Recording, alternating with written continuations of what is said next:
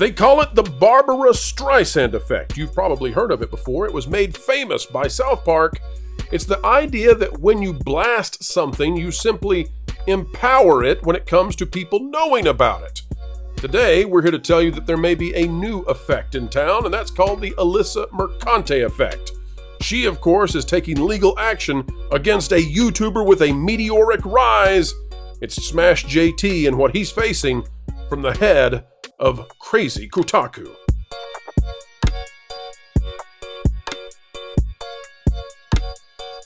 Hello, ladies and gentlemen, boys and girls. Yes, we can still use that kind of language here, and you are welcome to as well. It worked for, I don't know, thousands and thousands of years, and it will work tomorrow. Have no fear. DEI and wokeness, they are, not welcome in this spot. Not this spot of the internet. Ladies and gentlemen, as we get ready to dive into today's content regarding Alyssa Mercante and her signal boosting of someone she considers, I suppose, to be her arch villain, poor Smash JT, JT Smash. Folks, she is sending him into the stratosphere. We're going to talk about it. Click that like button as we do. Panel plus JT, here we go. But before we go to the panel, though, Smash, will you do me a favor? Just tell the audience, because not all of them have heard this before. Mm-hmm. Tell us about what Alyssa did back before this all got to a legal stage. In particular, about her even communicating with your wife. Could you just, because I want people to understand what we're dealing with when we talk about the lamestream drive-by gaming journalists. Tell us about them. What are they like? So I honestly had no idea who she was when this happened. This is how she showed up on my radar of who's who in Kotaku. But way back when, I guess like 6 or 8 months ago, something like that, I made a video talking about, because I was watching Grums, and Grums was doing the Stellar Blade petition to get the outfits back into it, the original outfits for Eve. And I was like, hey, that's getting some attention. Might as well strike while the iron's hot and talk about Kotaku and why I feel like Kotaku needs to be better than they are. So I started a petition based off of that. It was like, we need to end Kotaku, either make it better, make them be authentic and tell the actual truth, the full story, or end Kotaku altogether because it's being detrimental to the entire game industry on the whole. It's not helping anyone. If anything, it's causing more infighting and causing more drama in the space that we don't need. As gamers, there's a lot of people that love games and look at Kotaku as the laughingstock, and it's something that I feel like a lot of people wanted something done about it. So I figured, why not start that? I got a lot of positive response on that video, a lot of comments, a lot of people cheering me on, a lot of people saying that finally someone's taking a stand here and they want to champion this and push it. I think it's great. My channel on Twitter, my account would get 1 or 2 likes typically on a tweet back then. And I posted that, and it went viral pretty quick, got hundreds of likes, lots of shares almost instantly. And I was like, oh, this is weird. This is new to me. I'm not used to this kind of attention on something I do. And I got a bunch of people like commenting and quote tweeting it and saying things. So I was just going through and trying to keep up with everyone, trying to heart everything, trying to be supportive and push everyone. And apparently one of the people I retweeted was someone that she had a history with that I had no idea about, that she didn't like this particular person. And she didn't like what they had to say about her in particular. And she reached out to me. And she's like, hey, that person you retweeted has said awful things about me, and they're really mean to me. And I was like, okay. Like, first off, I'm like, who are you? Like, Alyssa, okay, you work at Kotaku? Okay. I will undo that retweet if it offends you that much. Like, I was just retweeting a whole bunch of people. Like, I didn't think anything of it. And I undid the retweet and thought that was the end of it. Like, legitimately, I was like, that was weird. And then she would have went and just retweeted everything on that guy's page just to piss her off more. But that's just me. Yeah, I try to be the peacemaker. Ironically, the guy starting the End Kotaku petition is trying to be the peacemaker. But I didn't want to fight her. I wanted to extend the same respect to her as I'd want someone to extend to me. If someone did something online about me that I didn't like, and if it really offended me that much, not that I've ever done this, but I'd like to at least have the option to reach out to someone and be like, hey, that person's actually really bad. Could you undo that? Because I don't want that being out there. I would like them. Yeah, but I'm a rebel, so. Right. So So I undid the retweet, and long story short, she started DMing me, and I was ignoring her because the DMs, which I've shared publicly, are very unhinged, lots of swears, lots of aggression towards me, and I'm like, this person is psycho, like stage 10 clinger, psycho. Didn't want anything to do with it. And you ignored the clinger. That's where things. I did not respond at all. I was like, that is just really weird. And she took that personally, that I did not extend the response to her on that. So then I'm just, at my desk, whatever, typing away, working. And I got a notification on my Twitter, and I clicked on it, and it was Alyssa. And she publicly tweeted that she contacted my wife to let her know how horrible of a husband I am to my kids, or something totally like normal that. behavior. Totally normal behavior. Yeah. And I was anytime I have a bad server at a restaurant, JT, that's exactly what I do. You I contact their spouse. Right. Yeah. So I read that, and I was like, that's really weird. That's something that's like totally on brand with what she was DMing me, like super unhinged. And I literally, like, for the first 5 seconds, I did nothing. Then I did like a digital double take where I was just like, wait, did she really? Wait. And my wife is a nurse, so she works 3 days a week. She's home 4 days. So she was home this day. And I walked over to the bedroom, and she was laying down on the bed, just reading her book. And I was like, hey, babe, did anyone message you on Facebook? She's like, yeah, this really crazy woman went off on you for like 5 paragraphs about how awful you are online. What? Hey, JT, we've actually got a secret camera. We've captured your double take, your digital double take. Folks, here's the double take that JT did. At least that's what I hear. Wait, what? It never gets old. I just like to point out, because JT, you've talked about this story a few times, and I just think about the fact that from day one you were inside this woman's head rent free. I mean, that's a lot of time for someone who is in the digital space, who was already in the digital space, to be that bothered by someone having a problem with them for such a brief period of time, to go through the whole, oh, I'm going to do the digital witch hunt. I'm going to find his name. I'm going to find his wife's name. I'm going to write out this whole thing. I'm going to try to ruin him right now because somebody said a mean thing online. Like, well, to your point, Jonas, it was odd that like she singled me out, because yes, I made video on her. I think before that, once I make videos on everyone all the time. That's what I do on my channel. So I don't necessarily make a personal connection and remember everything. You know what I mean? It's just like covering it. And I was like, oh, this one stood out to me. She's really latching on to me right now. And I'm like, why? There's like 50 people that made videos on her. Why is she talking? So JT, I've got a thought on this though, and you tell me what you think about it. And then we've got a guest I want to bring on in just a moment to include in this discussion.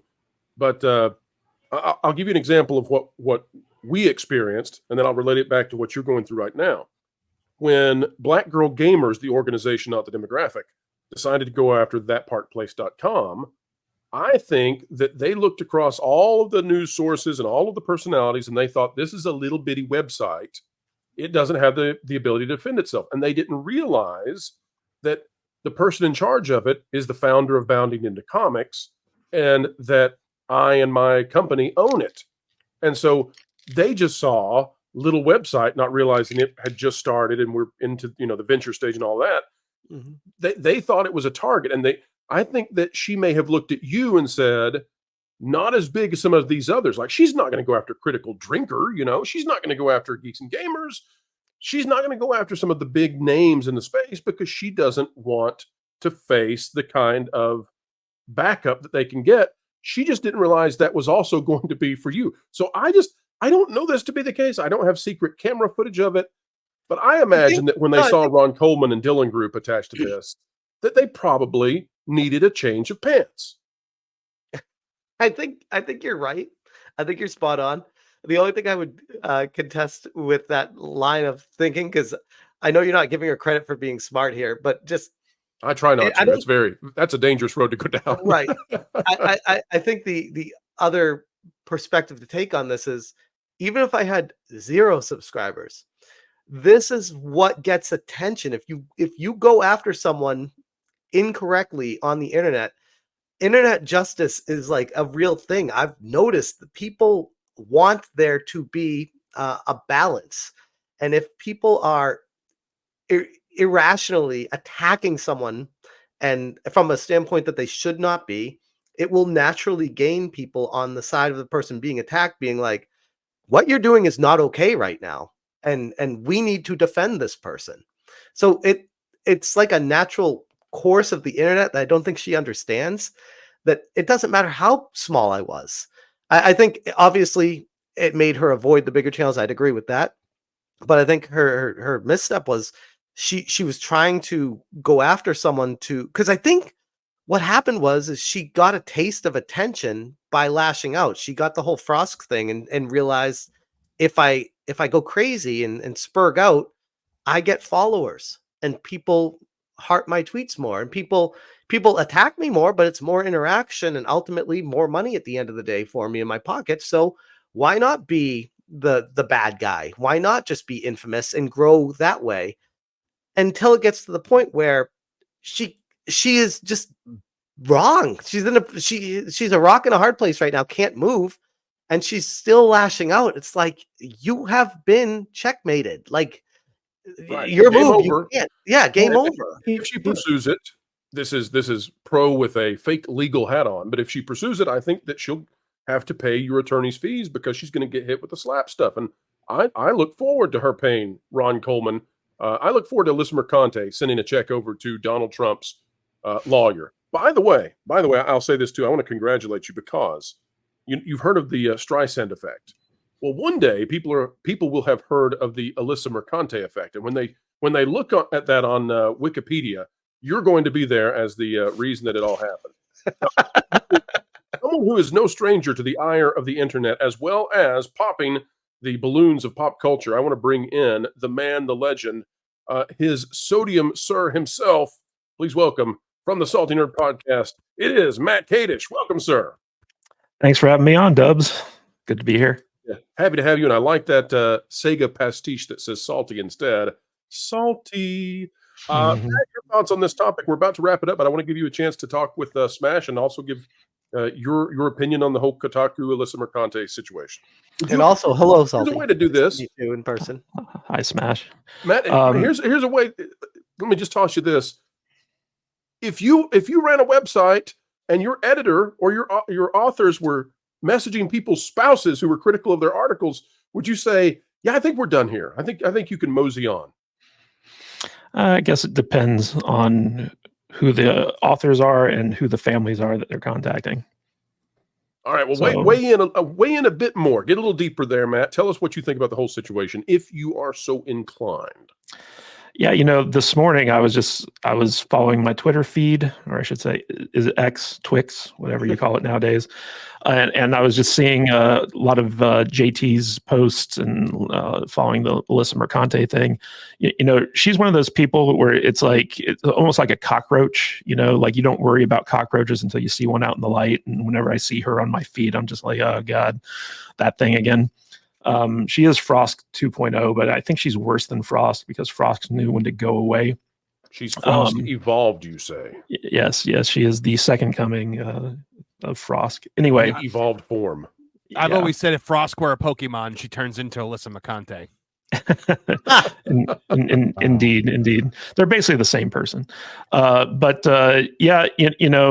It's just one of these things where, so on the Salty Nerd live stream on Saturdays, we've covered a lot of the cancel culture mobs that have been going on, stuff with Star Wars Explained, going after Star Wars Theory. Tom's on the show, so he knows this stuff when he's not eating cereal and bothers to show up.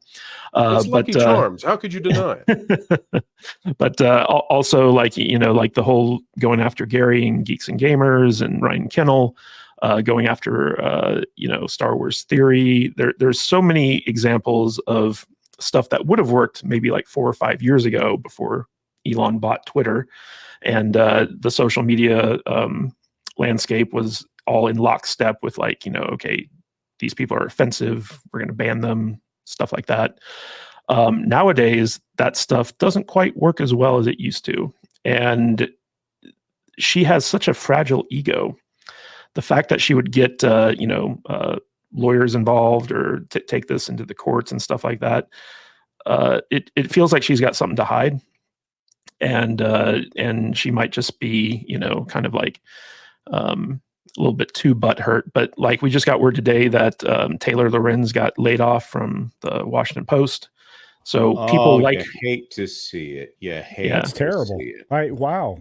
Yeah. Really? Now she's being forced to start her own Substack in order to make money. But like we just see that these people who what's her name, the feminist frequency girl, Anita Sarkeesian. Yeah, her like one by one, these uber feminist personalities are getting basically like put in their place, essentially. And I think Alyssa Mercante, I think this is more of a publicity stunt on her part than anything like serious. I mean, like we're talking about her right now, right? Well, she is greatly empowered, Smash JT. So I hope her publicity stunt continues to go as poorly as what she has planned.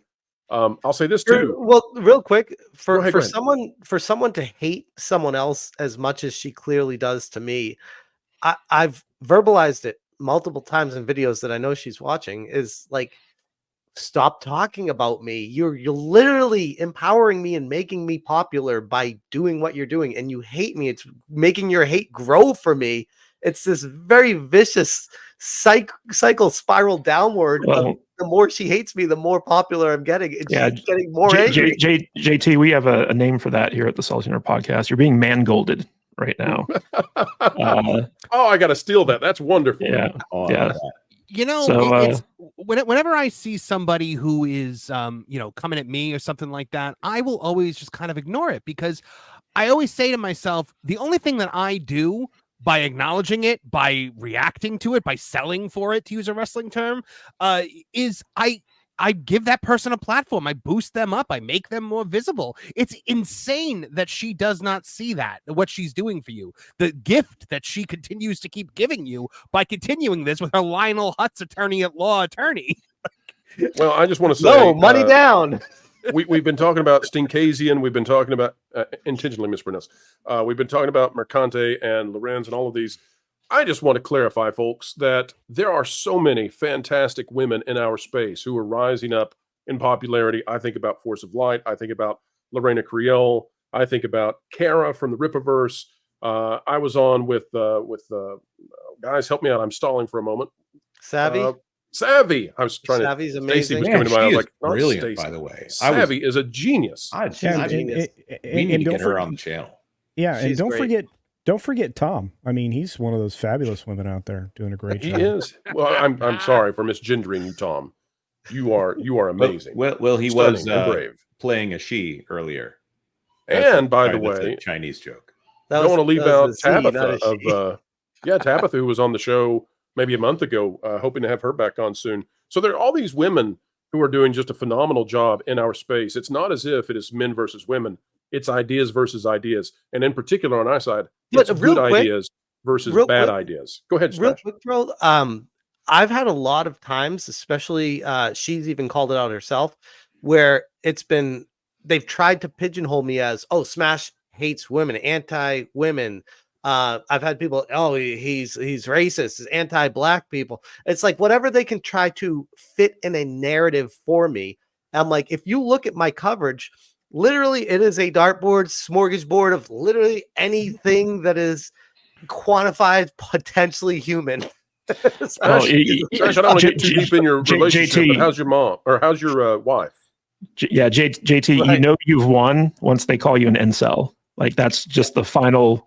They've run out of stuff to call you. Well, so. They go insane because this used to work. Like labeling someone sexist, labeling someone racist or homophobic, it used to work. It's like Voldemort used to kill everybody with the Avada Kedavra, and then he runs into Harry Potter and it doesn't work, and he just keeps trying it over and over again, and it never works, and he can't understand why. Like it's the same kind of thing that you're seeing parallel. Here. That's a really good one. Yeah. No, that's exactly. I feel like what I'm dealing with this is.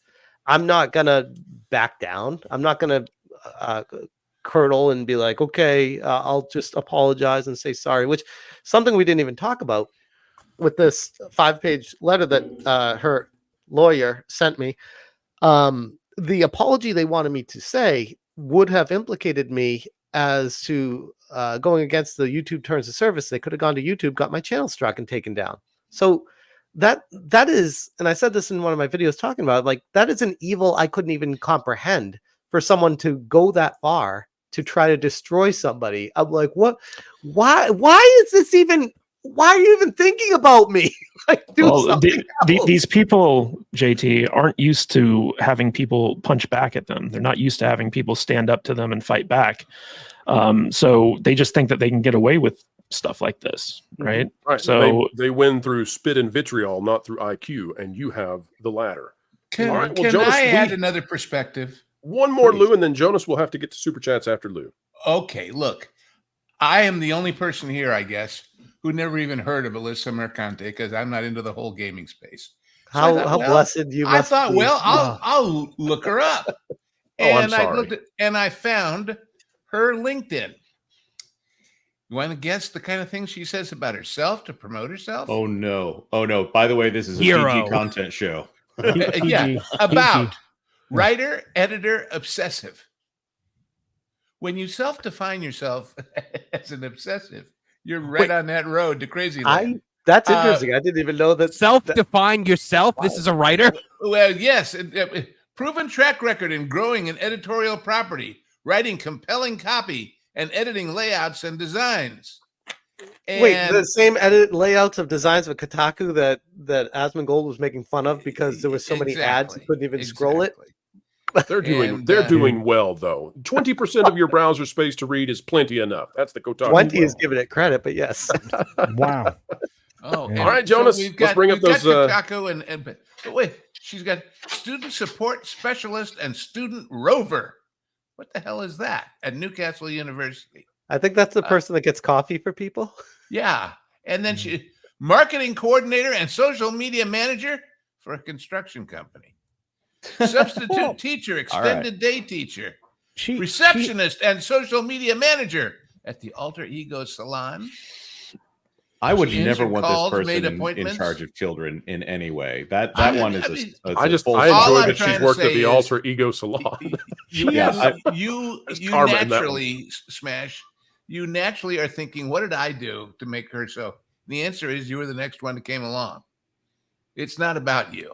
It's about anybody she can get to have a pulse and show that they're breathing, that she can bang off of and make herself look important that way. Hey, That's all. I look her special video experience is definitely tip top of her qualifications for modern gaming urinalism that she practices. Put this baby to bed. This video is over. Turn off the lights, but not quite yet, folks, because we do ask one final thing before we say goodbye, and that is, would you consider clicking the like button? Share, subscribe, click it and stick it to those algorithms. It is the notification bell, and drop a comment down below. Also greatly appreciated. Anytime you would like to share this out on your favorite social media platforms, well, we would love that. And we'd also love to hear your thoughts. Folks, drop a comment down below and use that beautiful mind of yours. If you would not mind, we'd love to know what you're thinking. Also, if you would like to become a member of the channel, it's as simple as clicking the join button. It is the price of a soda per month, and you'll gain access to all kinds of new, cool, exclusive information. Folks, until the next time we have the honor of spending time with you, keep learning, keep growing, and as always, keep having fun.